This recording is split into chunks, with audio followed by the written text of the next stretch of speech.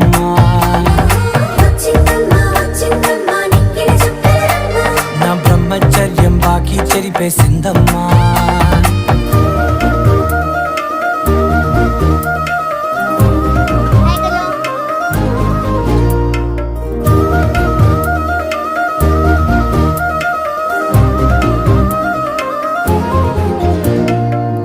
ఏకాంతాలన్నీ ఏకాంతం లేక ఏకరువే పెట్టాయే ఏకంగా.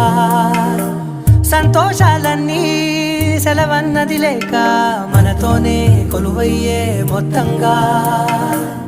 స్వాగతాలు లేని ఒంట్లో ఉండలేక విరహం కనుమరుగయ్యే మనతో వేగలేక.